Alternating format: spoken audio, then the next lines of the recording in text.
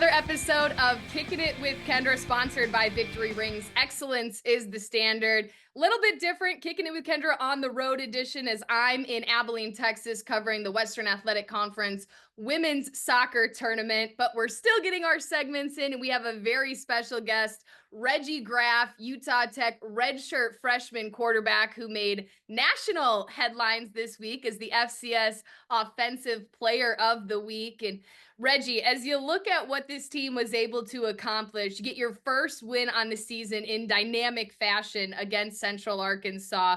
What did you see during that game that allowed you just to have so much success throwing for 211 yards, 26 of 35 passing?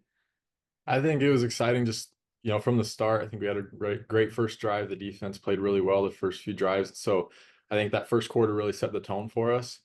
And then, from there, it's just the guys were executing. We were doing what we were supposed to do. Luckily, we were making good reads and getting the ball to the playmakers on the outside. So I think just overall, I think we were just executing, doing what we needed to.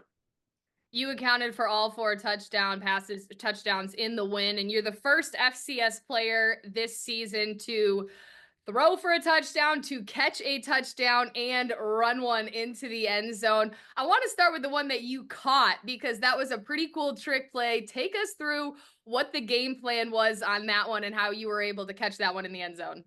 Yeah, I mean, we practice that every week, and so it was something that when it happened, it just felt just like practice. But we tried to run it up the middle 3 times in a row and got stuffed on the 2-yard line, and so we needed to go around the outside. And when Coach Stevens had called that play, it just felt right. It's like, all right, this is going to work. So it was a great play call and a huge moment. Really, it was 4th down and end of the second quarter, so it was huge for us.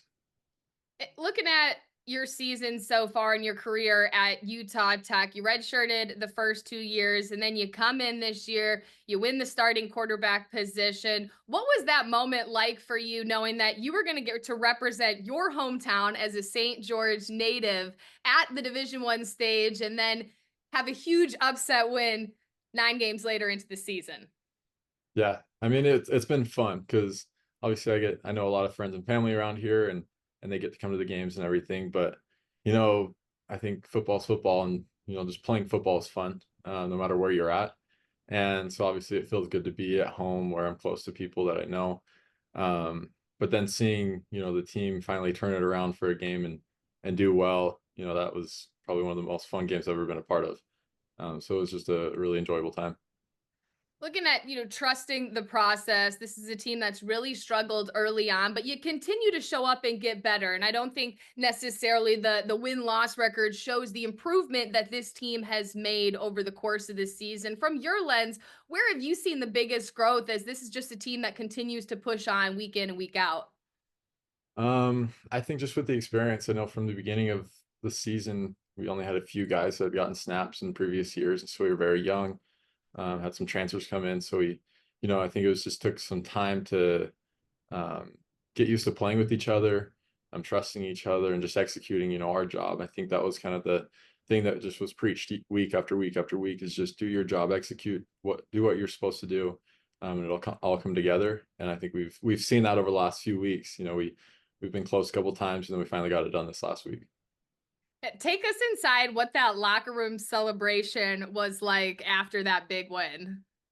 I mean, just a huge party. It just felt like a big dance party. Had all the guys in the middle dancing around and everyone screaming. It was a ton of fun. And now, obviously, you got to celebrate the win, take a few days, take it in, but then it's right back to work. What's been the focus this week as you prepare for another opponent? Luckily, we have a bye week, so it gave some guys some extra time to get healthy. But we went straight into preparing for West Georgia, and it's the same process every week. So it's this time it's just a little bit more elongated, and hopefully we'll have a better game plan going into it. Does this week give you guys a little bit of extra rest and a little bit of celebration? Is it kind of, get that treatment? It's a long season. You got 2 more games left of the regular season, but try and recover a little bit before you go back into the hard-nosed grind of practice? Yeah, exactly. We took some off, and I think it was it was a very necessary week. Obviously 10 weeks in a row of playing, we got a lot of dudes banged up, and so this is going to be a good week for us to get some of those playmakers back, um, and definitely, give some time even for me to recover and feel better. What's been key for you in terms of just building that chemistry with your receivers, with your running backs, tight ends throughout this season that allows you to kind of see the field a little bit differently now that you maybe can anticipate some runs that the routes that your guys are running now that you guys have had so many snaps together throughout the year? Yeah, I mean that was one thing that's been a little bit more difficult. So we've had what 3 or 4 quarterbacks that have played this year so far, and so all of us play a little bit differently. We don't get as many reps as we need with those guys, and so when it was my turn to start, it's just making sure those guys that I'm going to be throwing to, I'm making sure I'm getting extra reps with them during practice, after practice, whatever it is, just to know we're on the same page. Now we like to get a little bit more information and know about you as the person rather than the player. So we know you're a St. George native. So obviously, family in the area. Are they packing the stands every home game, and do they travel maybe to some on the road? My parents have been to every game. They're amazing. They're huge supporters. And then obviously when I'm here in St. George, just about everybody comes. It's a lot of fun to have them all. And then I've got all the nieces and nephews that will come and give me hugs after the game. It's something special, obviously. When you look at, why do players play the game? What is your why? What gets you up out of bed in the morning, drives you to be better and push harder each week?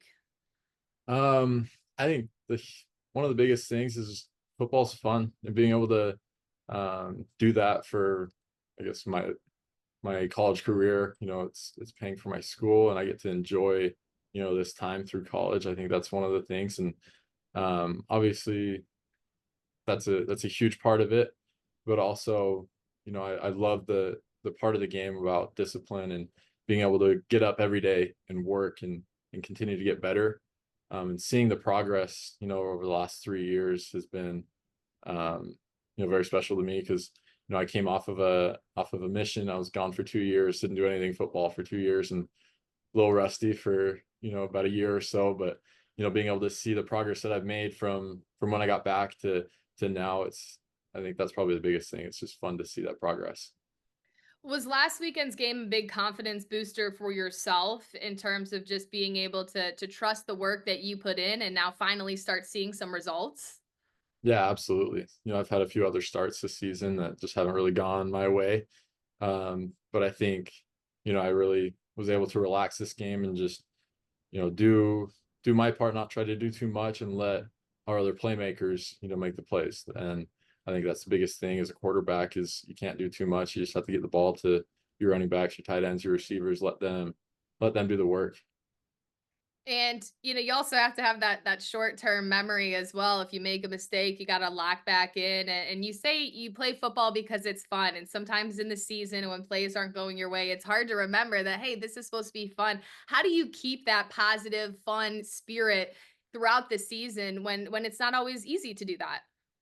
Yeah. I mean, every week, I mean, the first 9 weeks we had 9 losses in a row, so it wasn't very, very fun coming back on a Monday. But um I think the biggest thing is, you're there with all your buddies too. I think that's a huge thing to keep, the morale high.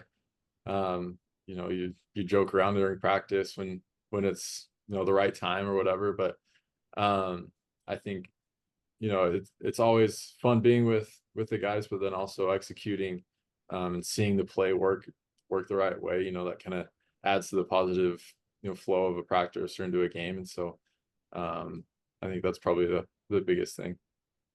What was your favorite memory this season? Probably maybe coming from last weekend, but if you can pinpoint some, aha, man, this is a moment I'm going to remember in a couple years. Um, I think obviously that fourth down catch that I had, that was a pretty special moment. Never thought I'd have a receiving touchdown in college. Um, but I think not only that, I think it was just seeing just how happy everybody was after that game, after finally, we've been working our tails off for all through fall camp, through the season, and finally having a positive game, and just seeing everybody so happy. I think that was probably one of those things I'll remember. What do you do outside of the game? Whether it's obviously you got your studies, Division 1 football athlete, so it doesn't leave a whole lot of time during the season. But what else do you do for fun outside the game when you have the chance? So that's a great question. Not a whole lot.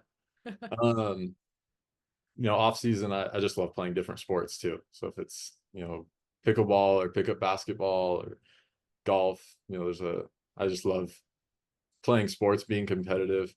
That's a big thing. Obviously, my religion is a big part of my life as well. So I spend a lot of time, at church and doing other things like that too.